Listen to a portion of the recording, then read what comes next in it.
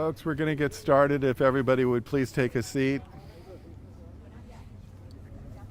Did you move this over here, Rabbi? Yeah. Just first, I don't want to stand. I'm standing. Oh, okay. I don't want to put my back to the. No, that's fine. I just want to make sure you moved it. Yeah. Okay. Just, I prefer standing on the side. So Okay. I don't want to put my back. So it's not like it's a big crowd. Yeah.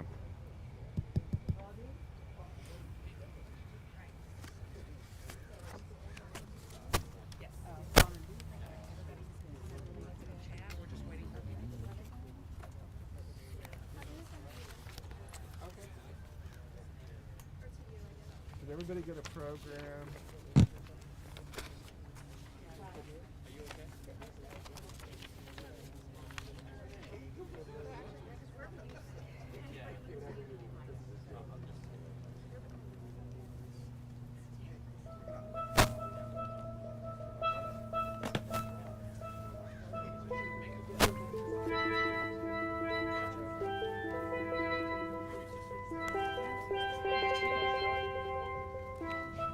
There's a couple more chairs over here, folks.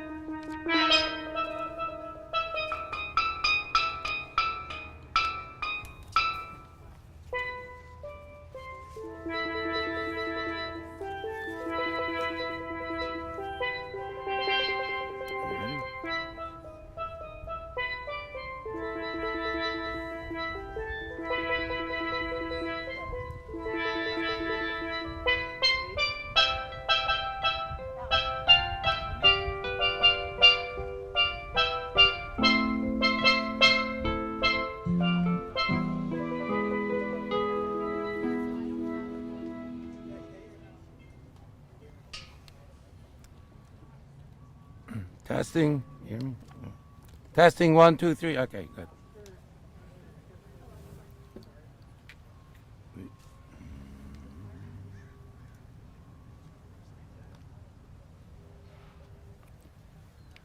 We are told, and it's obvious, that just like birth is a process, whereas I can take it off. Shall I read? Okay, here we go. Here we go. Now you can read my lips. As with birth, the body and the soul, it takes time, 9 months, till they get together and form a partnership and a unity and an entity of a human being. And that's the process until birth, and then there's the moment of birth. Our holy Kabbalah teaches us that the same is true in the reverse. After a person lives, especially many years, 60, 70, 80, 90 years, death is one moment like birth, but the union, the connection of the body and the soul takes time to detach. It doesn't happen instantly, but like birth, it's a process. And that's why at the funeral, we recite words of psalms of prayer, words of inspiration, eulogies, all of which is the process, all of which enables and helps the soul to leave, the body to return to where it originated from. And that's the idea of why we recite words of psalms, and that's the idea of hopefully the inspiration that we take and give to the departed. We'll start with Psalm 23. It's not here in Hebrew, so I'll just recite it in the Hebrew. Mizmor LeDavid, Adonai Rai Leachsar, Benot Eshe Yarbitzeni, Almei Menuchis in Aleini, Nafshi Yesheve V'yancheni V'maglei Tzedek L'man Shemo. Gam ki ele begeitz ha'mavet li'irera ki'at imadi, Shiftcha mishantecha heimei nachamuni, Tarech lefane shulchan eget tzedrei, Dishanta b'shem en reishi kaisi revaya, Achte v'chesi dufuni kol mechaya, V'shavte veis adinei leirech yamim. and it's on the inside page in the English. Please join.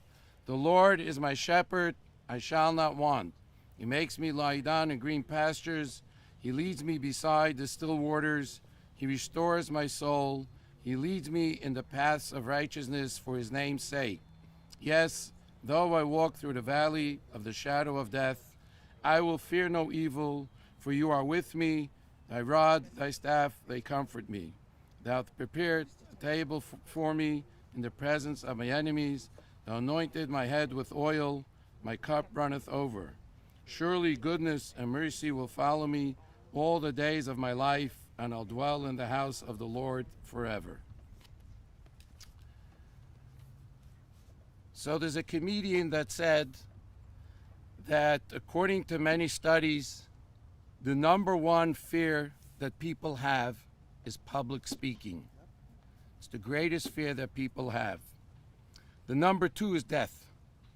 That's the second fear that people have, which really doesn't sound normal. But what that means is when you come to the funeral, most people would rather be in the casket than standing up here and giving the eulogy. This was for your mother, Jeff. I knew she needed that line.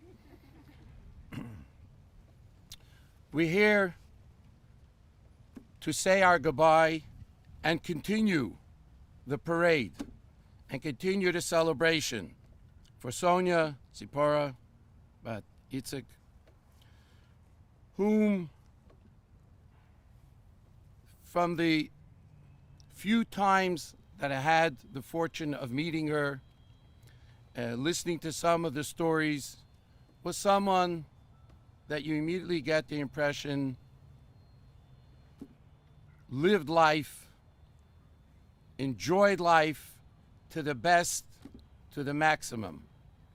In Hebrew, we refer to the cemetery with different names. It's known as Beit HaKvarot. It's a place that has graves. And that really reflects someone who is only into physical things in their life. And so when the music stops, this is where they end up. It's also called a Bet Olam, a place of eternity. And that's for someone that has spirituality in their life. So even though the music ends, the spirituality lives on. But it's also called Bet HaChaim, a place of life. And that's because for those people who leave children and grandchildren and family who continue to live their lives, then their life continues. To live the life that she wanted, that she inspired, that she lived, that is the greatest continuity that the person merits and that the person's life continues. And so this is true for everyone, for Sue, for Ted, Robin, Tina, Jeff, Mickey, Einav, Amit, Aidan, Matthew, Emily. I hope I included everyone. And all the friends that knew her, those that are not here physically, those that are just joining us, to continue the parade, to continue the celebration of life. I was most fascinated when I heard the condensed story of growing up in Trinidad and the Jewish community in Trinidad. I'm sure it's going to be mentioned later. I heard it from Jeff one Friday night, and then after Fred's passing at Shiva, I verified it from your mom. So now that's it. So now I know it's the full story. And this and this was something that was it was a story I'd never heard before. But that's because you realize there are some people who are very original and do things their way. So you could hear of people growing up all over the place, but then there's Trinidad. And that's its own story, and that gets its own celebration. To be part of a Jewish community there, and with all the details, which I'm sure we're going to hear, and to be involved in the Jewish community and help it. And we see that with the children. Again, I see it with Jeff and Mickey, involved in a community, to help a community, to build a community. This is life, and this is values that continue on. And this was something that she did with a partnership with her husband over 60 years and 2.5 years, 2 years and 4 months. It was after Pesach, 2 years and 4 months. You know, King David, when he eulogized Jonathan and King Saul, he says, "Ana avim V'an'imim b'chayeyem uvemotam lo nifradu. People who were truly in love their whole life, that even death did not do them apart. That within 2-something years, the illnesses were just a mechanism, but it was really her life and his life together. And I know that because I know, even though we're sitting here towards the end of August and it's hot, I know this morning God was being nudged by Fred to say it has to be a nice day. No one should schwitz. Everyone should be comfortable. He gave God a very hard time, and God said it's August in California, and he said, look, it needs to be a nice, cool breeze. What a beautiful day. And these are people who are together, build their lives together, and are still connected and now are rejoined. A person's life, we're going to hear all about it. I just want to mention the obvious that I think we all know. On Thursday, the end was there. The end was near. It was all over. But Sonia still had business to attend to. She was going to do it her way, in her timing. You ever drive with your car and the tank is empty, and you literally don't have gas, but you just glide into the gas station? You wonder how a car could drive without fuel? That's what she did. She waited for all the members of the family, for everyone to come, to say what she needed to say, to finish the story her way. And amazingly, even after all that, it was on Shabbat that she actually passed away. We are told up in heaven, they observe the Sabbath up there. Everything closes down. Whatever goes on up there closes on Saturday, except for paradise. Paradise is a wonderful place, the Garden of Eden. Gan Eden is open. So anyone that passes away on a Saturday goes straight in, makes no difference. You go straight into paradise. The person who passes away on Shabbat goes straight into heaven, straight into Gan Eden. Now, again, knowing Fred and her, there's no way they got her out after Shabbat. If she's in, she's there, and that's it. She ain't moving. And that's really a very, very special zchut, a very special merit which you really can't plan, but except she managed to do it, to see everyone and make sure it's on Shabbat, the holy day, and so that up in heaven, everything was ready for her, and to go straight to paradise. What this tells us, I'm just going to conclude, King Solomon says, "V'hachai yitna libo," speaking about life to its maximum. When we get together and we pay our last respects, it's not just saying goodbye, it's how the life will continue, how we make it a Beit HaChaim. So again, for the family, for the kids, the grandchildren, those of us that knew her more or less, to continue living her story, to continue to live her morals, her teachings, her values, which you know and we're going to hear about. That is how they continue to live. That is how the life lives on and continues through the survivors. And let us hope and pray that very, very soon we are all reunited with the coming of Mashiach, where all the dead come back to life and we're all reunited with our loved ones. May it happen speedily in our day now. Jeff? Yeah.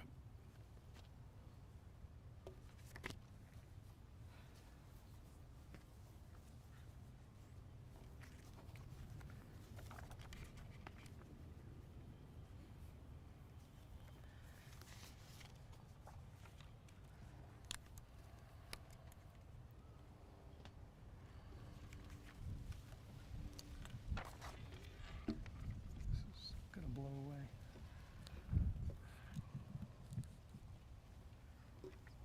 Let's just move it a little closer. I don't have Rabbi T's booming projections, so. Oh, okay.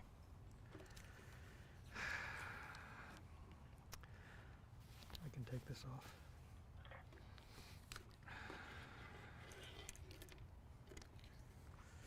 So it's always a difficult task to sum up a life in a few brief moments, especially a life as big and as full and as loving as my mom's. So many moments, so many people, so many stories. And it's especially difficult that we cannot all be physically present today to comfort each other, and that we have to make do with alternative technology, which of course has its challenges. Hopefully all of you watching remotely were able to find us. I'm hopeful for the day soon when it is safe for us to gather and share our memories of Sonia and celebrate her life, and we can do it in person. As much as Sonia was a mother to her children and grandmother to her grandchildren, and she certainly were those things, she meant so much to so many people that it's actually quite astonishing. She maintained connections and special relationships with an ever-increasing circle of lifelong friends and recent acquaintances. It didn't matter if you were the best friend from high school days or a close relative, the lady who cut her hair or cleaned her house, the guy who gave her physical therapy, a chance encounter at a restaurant, or a friend of a friend of a friend. She made each of them feel loved, cared about, and very special to her. She had that unique ability to connect and maintain that connection. And fun. She knew how to have fun with all ages, all orientations, all stations in life. And I think just demonstrated here, her lifelong wish was to have a steel band at her funeral, which she used to remind us, myself and my sisters, of continually. Don't forget, at my funeral, we better have a steel band. So, Mom, you got your steel band. Sonia was born May 6, 1938, in Port of Spain, Trinidad. A few years earlier, her parents, Itzik and Riva Feldman, saw the writing on the wall in Europe and looked for a place of refuge from their native Romania. However, the gates were severely restricted or closed entirely to Jewish immigration in many places, including the U.S., the U.K., Canada, and Palestine, later to become Israel. Somehow, my grandfather found a tiny island, Trinidad, then a British possession in the Caribbean, where a visa could be secured for 50 British pounds. A lot of money, but doable. Around 700 Jews found their way to Trinidad, where they established what they fondly called the Calypso Shtetl. Over time, the community prospered, founding a synagogue, a Zionist youth group, a football club, and other communal organizations. However, for schooling, most, including Sonia, attended the Catholic convent. And typical of Sonia, she maintained friendships from there until her last days, specifically with her teacher, Patsy, who sent her birthday cards every single year, and her school friend, Jean, who ultimately became a judge on Trinidad's Supreme Court, and later, rumor had it, was nominated for president, which she turned down. But when we would come and visit, we would always get the VIP treatment right through the VIP lane, and Jean was there, her friend, to meet us and make sure we went through smoothly. Sonia's Trinidad days were extremely influential and a very happy period of her life. Sonia's Trinidadianness was a key part of her identity. She left Trinidad at age 15, but as an adult she returned often to visit, reminisce, and reconnect with her roots. She worked to collect the history of the period and to remember this period and to ensure the maintenance and continuity of the Jewish cemetery. She organized group visits with her girlfriends, with the grandkids, and with the entire family. In talking last night, I think each of us kids counted at least 4 visits with Mom, and not always together, so there were multiple various permutations of family trips to Trinidad. So now we have our own memories. As Sonia reached her high school years, the family immigrated to the U.S. in 1953, first to Brooklyn, New York, but after the tropical bliss of Trinidad, the hot, humid summers and the cold and snow of winter were hard to take, and they soon followed several other Calypso Shtetl families to the warmth of San Diego. After finishing high school, Sonia enrolled at San Diego State, but as was common in those days, after a year, dropped out to marry the love of her life, Fred. Sonia's marriage to Fred was a love story for the ages. They were truly devoted to one another. Of course, they had the normal arguments and disagreements, but at the end of the day, they were a loving couple who created a wonderful home environment for us, their children. They supported each other as they built their respective businesses and made sure they were both present for us kids growing up. Fred's devotion to Sonia was especially apparent in the later years, as he became her primary caretaker after she had a mini stroke and was no longer able to drive, and basic tasks became difficult. Fred shopped, cooked, cleaned, chauffeured, and took care of every need around the house. Sonia missed Fred sorely after he passed suddenly in April 2019. She mentioned that she missed him every single time that I visited, and I could feel the sadness and longing that she felt. I am confident that it gave her great peace in her final moments, knowing that she would be reunited with her husband in the ever after. Sonia had an adventuresome spirit and loved to travel. In fact, that's why she became a travel agent and opened a travel agency. She was actually afraid she wouldn't ever have enough money to travel regularly. Fred was able to finagle, and if you knew Fred, you know I mean finagle, a $6,000 loan from a bank in Beverly Hills, and built out the first office with his own hands and with the help of family and friends. And while Executive Park Travel was opened on a shoestring, And while financial success finally did come much later in life, for many, many years, Executive Park Travel not only provided the family with a modest income, but it also allowed her to take many fabulous trips and vacations, together as a family, as a couple with Fred, and on her own with friends, and in her capacity as a travel agency owner. She fulfilled her dream. It will be no surprise that Sonia was an excellent travel agent with a loyal following. She had a long-lasting and fulfilling career in travel. She was also a very prescient businesswoman, having the good sense to sell the agency in the late 90s, just as the internet was taking hold and changing the travel business overnight. Shifting gears, for me, Sonia was a wonderful mom. She was always loving and supportive. However, she was not afraid of tough love when necessary. One particular experience stands out for me. When I was having a tough go in my early high school years, and there was a period I wouldn't leave my room, she literally locked me out of the house and forced me to go to an event of the local AZA Jewish Youth Group chapter.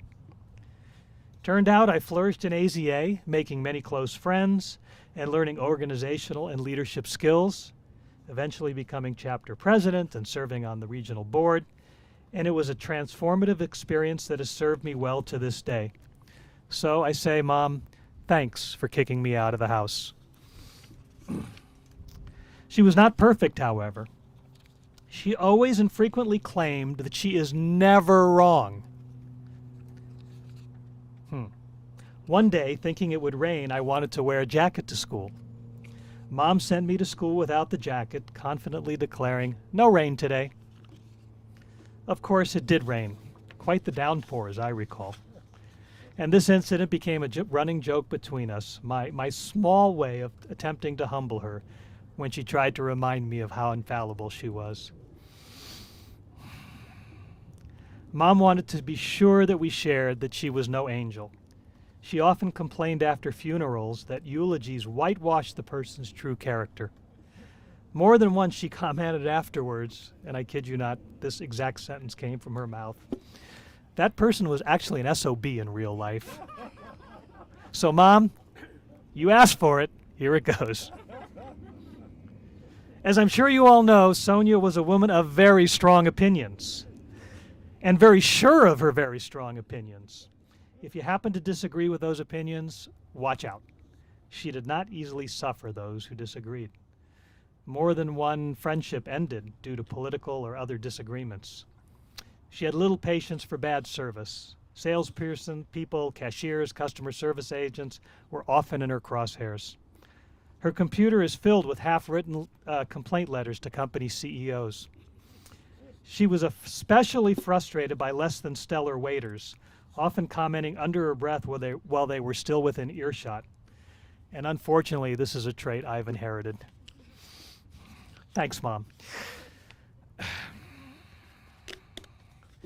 Sonia especially doted on her grandkids, Amit, Enav, Eden, Matthew, Emily, and Jonah and Oshi, who she considered as her grandkids. She had a special and unique connection with each of them.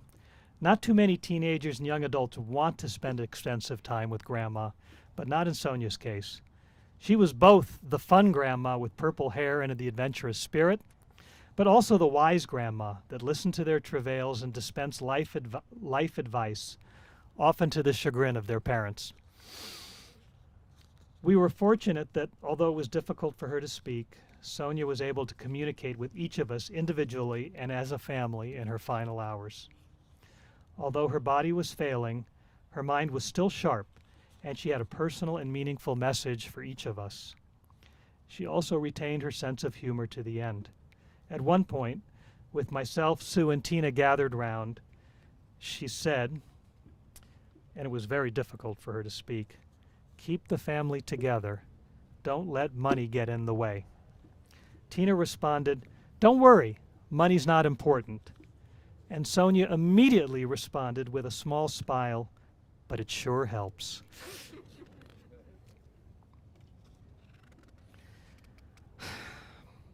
So on behalf of myself and my sisters Sue and Tina, we thank each of you for being part of Sonia's life. We are sure you each have your own memories, and we look forward to be able to share together once it is safe to do so. After such a full and wondrous life, I'm sure we will all make sure that Sonia's memory becomes a blessing for eternity. We will always love and miss you, Mom. Thank you.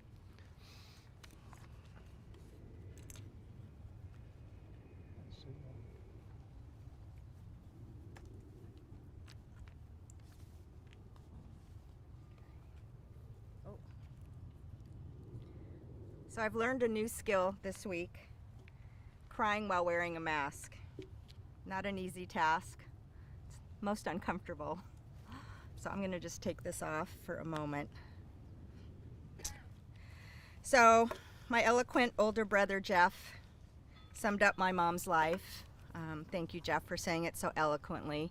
And me being the middle sister, try to keep it light, and I wanted to just touch on her last couple weeks that I spent with her. It's the hardest 2 weeks of my life, but also 2 of the most beautiful, wonderful weeks of my life. We have been talking about this day, my mom's funeral, since I've been an adult. I'm 61 years old, so many, many years. Has she planned this day, and she made sure that everyone in the family knew specific instructions, as Jeff had mentioned. First of all, she said, "Don't wear black to my funeral. I want bright colors, and I want it to be happy." So all the grandkids and family went into her closet last night. I'm dressed in my mother's attire from head to toe, including her wild jewelry, as are many of the family members here today. And there is no black. We are happy, and we honored her wishes. Her second wish, as Jeff mentioned, is please don't call me an angel. And Jeff described why she didn't want to be called an angel, because she thought that was disingenuous for most people. And so every time she told me, please don't say I'm an angel at my funeral, I looked at her and saying, I wasn't planning on it. That wasn't a word that would come to mind when I'm talking about you. You're a lot of things, a lot of wonderful things, but you're not an angel. So I heard there is a hashtag going around online somewhere, hashtag don't call me an angel. If you see it, that's my mom directing traffic. But she was kind, compassionate, loving, fun, funny, so many other things. So if I can't call her that, I'm okay, and I wouldn't. So I'm honoring the last of her wishes. The most important thing, please have a steel band at my funeral. I want to have music. I want it to be happy. And finding a steel band in 24 hours on a Saturday for Irvine was not an easy task. So thank you, our players back there. I have to say, when I walked up here, I was holding it together. And this image of we joked about the steel band being so important to her, but I mean, okay, we'll have the steel band when you die. Can we talk about something else? When I walked up and saw the steel band and her grave, and that it was actually happening, I kind of lost it, and that's where the crying in the mask is a difficult task. But we did it, and we did it with honor, and I'm so happy to have the joy that we have here today. I only wish that all of our friends and family could be here. It was a very difficult decision to keep it family only. The COVID going around is real right now. We saw it in the hospital. We were a witness to it, just like you see on the news, and we felt the most responsible thing would not to gather. But we're looking forward to later having a big blowout with our friends back there and have a big calypso band when it's safe to do so, and we can all hug each other and have some fun. Oh, she wanted a rum bar.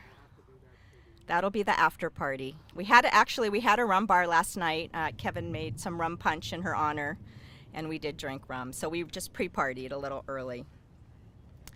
The last 2 weeks of my mom's life, I feel privileged and honored as hard as it was that I got to spend with her.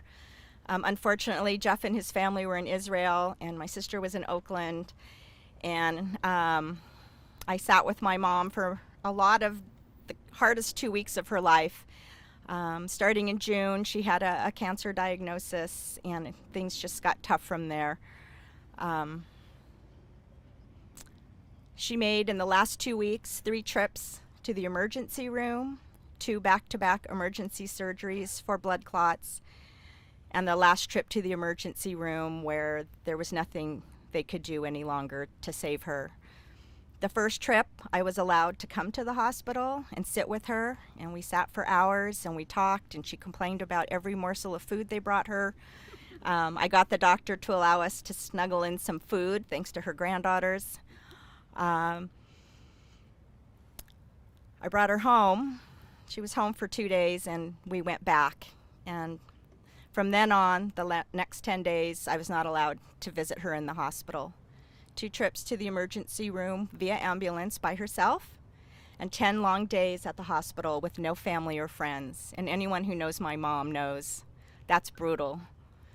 I understand the reasons, but it was very challenging. She had her cell phone. She called often. I talked to all the doctors and nurses. I felt connected. They said, you only get to come see your mom if it's an end-of-life situation, and they wouldn't let me see her, so I thought that was good news. I will take that as a positive. A few days ago, I got a call from the doctor, and he said, hurry as fast as you can. Please come. She has hours. I was swimming in her pool, trying to pass some time away, and thought she would be happy to know I was using her pool. So I ran to the hospital, called my family, got to see my mom. We chatted, and I said, my brother is in Israel with his wife and her grandson, and my sister's coming from Oakland, but it will be a while. And they said, well, we'll do what we can. Well, my mom, for 2.5 days, kept it going to see her family. She was not leaving without a proper goodbye and a personal message, as Jeff mentioned, to each and every one. She was surrounded by her grandkids. We took pictures. She wanted selfies. She cracked jokes. She said some very meaningful things to each one of us. And as hard and sad as it was, the experience, it was 2 of the most beautiful days I think our family has ever experienced. And we were all together. Her main message, of course, is to keep the family together. And she said that to each person. And it was so important for her to see her family before she left us that she held on. The doctor said none of her insides or organs were functioning. And the fact that she's still talking to you guys is quite remarkable.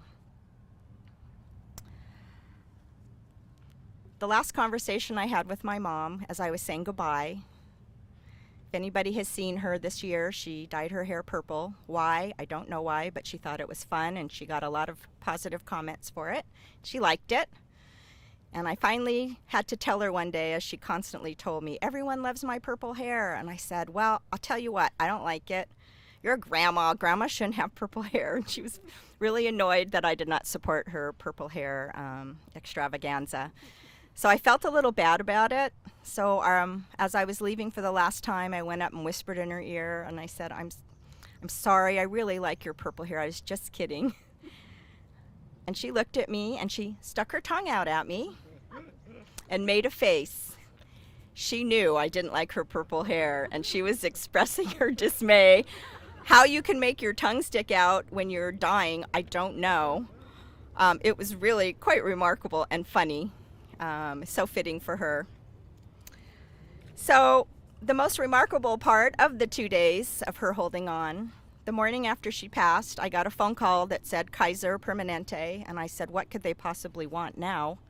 It's over, we've done everything. And her doctor that was tending to her called me, and he said, I wanted to see how you were doing, you and your family, and I want to tell you something. And I said, what? And he said, there's no medical explanation that your mom survived for as long as she did. She had no working function in her body. She should have been dead when I called you and told you to hurry. We thought she had an hour of her life left. And there's baffled the medical community at the hospital that she did what she did, and he didn't have a logical explanation for it. So it shows you the power of her heart for her family and her love for her family, that she made it happen. And she definitely does things her way, and she wasn't done until she was ready to be done. And the last one in was her grandson Amit. Flew in from Israel, came from LA, and he slid in the door and got his time with her. They were talking, I believe, stocks and bonds. So I thought that was pretty amazing. So I thought we were done. Yesterday I went to get the mail. There's a letter from Kaiser, a card, and I opened it. And it was a thank you card from the nurses from the hospital. I've never seen anything like that. They all signed it and said, thank you. It must have been from her first visit to the hospital. We hope you're getting well. We wish the best for you. And I'm like, oh my gosh, that's so my mom. She made friends with the whole hospital staff. And they sent her a thank you note for being in the hospital. So those two little small acts of kindness will stay with me forever. Just want to thank everybody, the family, the friends, her wonderful caretakers who became part of our family. We couldn't have done it without them for sure. And she'll be missed. The world lost a really amazing woman. My parents, their anniversary is Thursday. I hope they enjoy their celebration, and they'll be missed.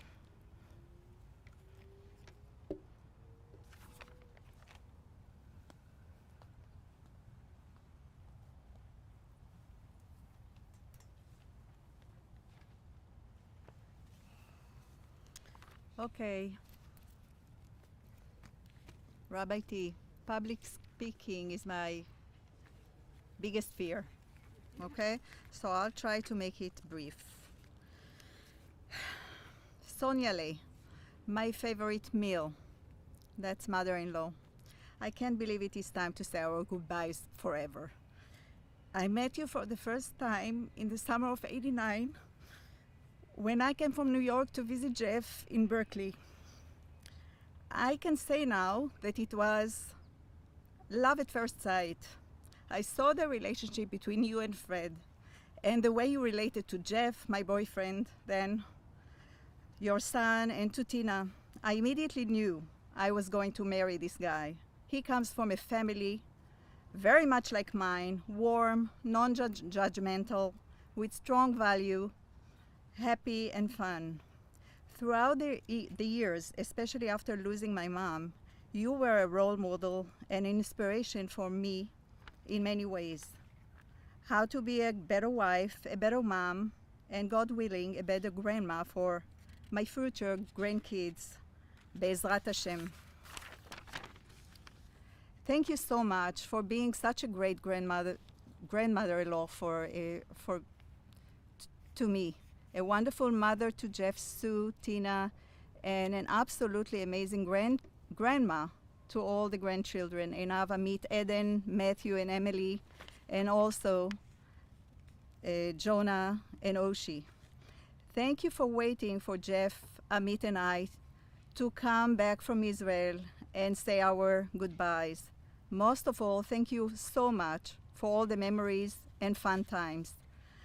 I promise to always try and live by your motto, don't worry, be happy. Wish me good luck from up above. Rest in peace, my favorite meal.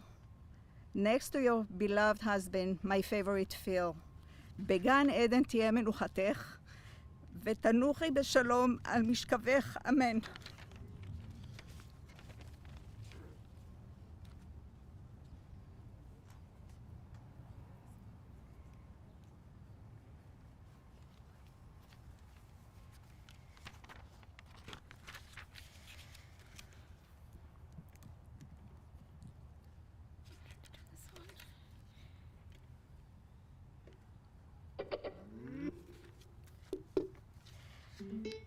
So, one of the things that brought my grandmother an immense amount of joy in life was listening to me sing. I don't know why, but she wanted me to do it all the time. She always had a request for me for every event. When I came to visit her in the hospital, when I got the news that we only had hours maybe to say goodbye, I walked in and I was shocked to find her alert, eyes open. She tracked onto me right away, reached out her arm to me, and she said, I want you to sing my song. And I was like, what's your song, Grandma? Tell me, what is your song? And she started singing it for me. And for any of you that were here 2 years ago in April of 2019 when my grandfather passed away, I sang the song My Way, as made popular by Frank Sinatra. And that song sort of became an anthem for her after I sang it at his funeral. And she wanted me to sing it all the time. And she asked me to sing it for her on her deathbed. And as you guys have heard from all the various speeches and interactions that I'm sure you've had with her, she did want things my way, her way.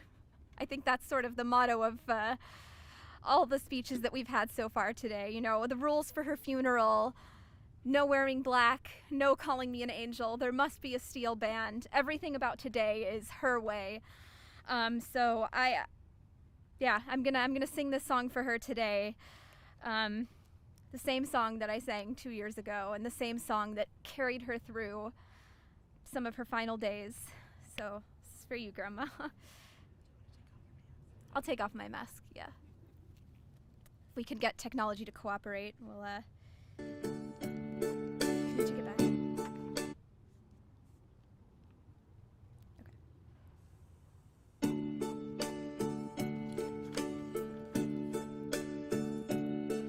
And now the end is near, and so I face the final curtain. My friends, I'll say it clear, I'll state my case, of which I'm certain. I've lived a life that's full, I've traveled each and every highway, but more, much more than this, I did it my way. Regrets, I've had a few, but then again, too few to mention. I did what I had to do and saw it through without exemption. I planned each chartered course each careful step along the byway, but more, much more than this, I did it my way. Yes, there were times, I'm sure you knew, when I bit off more than I could chew. But through it all, when there was doubt, I ate it up and spit it out. I faced it all, and I stood tall and did it my way. I've loved, I've laughed and cried, I've had my fill, my share of losing, and now as tears subside, I find it all so amusing to think I did all that, and may I say, not in a shy way. Oh no, not me. I did it my way. For what is a man? What has he got? If not himself, then he has not to say the things he truly feels, and not the words of one who kneels. The record shows I took the blows and did it my way.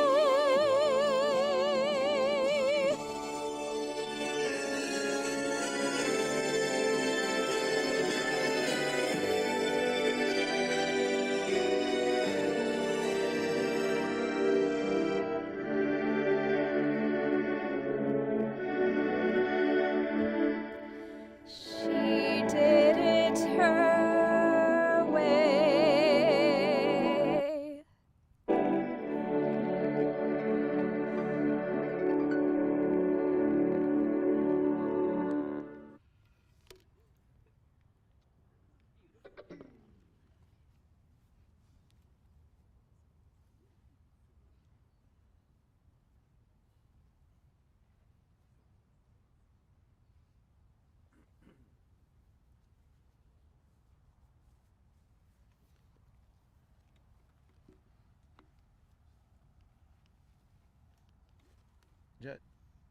Just before we continue, to bring it back to the words of Psalms, I'd like to ask Rabbi Eli, who had the honor to see her do the prayers on Thursday, to recite a psalm,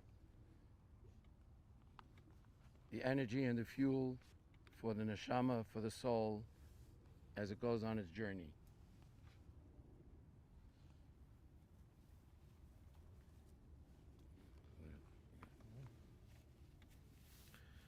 Yeshe v'seisir Eliam etzel shada yisleinain emer ladine machsim tzedasi alaha yeftach boi ki hu yatzilch mi pach yakish mi der havaris v'vrasi yasech la fasachas kanaf v'techasa tzina v'sechire amitai lai siri mi pach ad leila mechetzi af yomem mi dever v'oifel yahalach meketav yashut zarayim yipel mitzitcha ela v'revove mi v'necha elecha la yigash rak mi necha sabet v'shilumus oshem tira ki ata adine machsi Eliam samte me necha lai sune elecha ra V'nega la yikra b'halecha.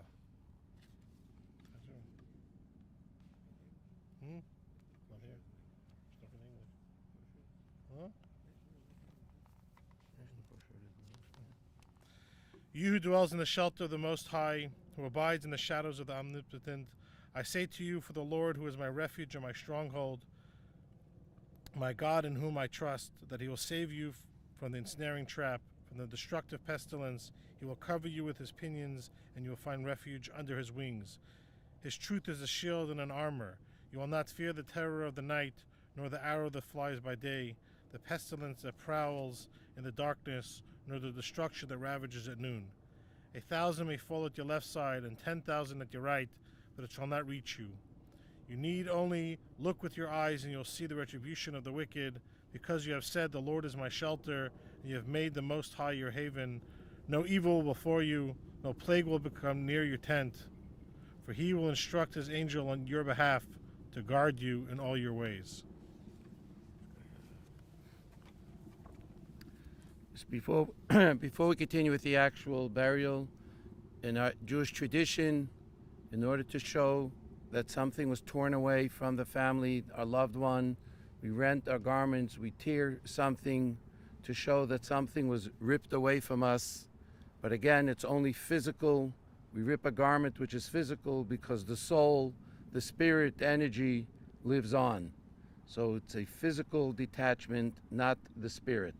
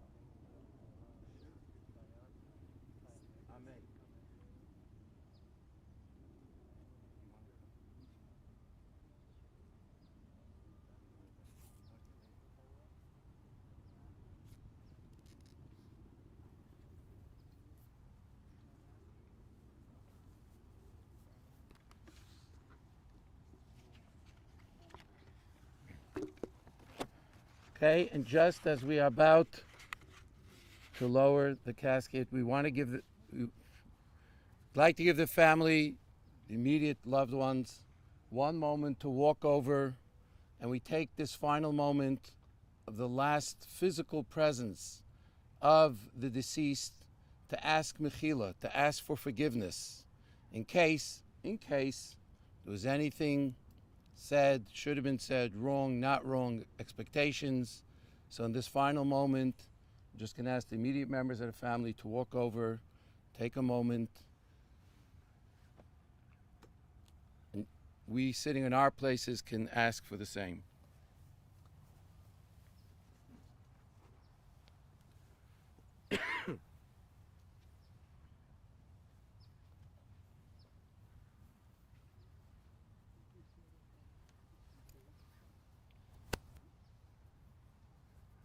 A God of faithfulness,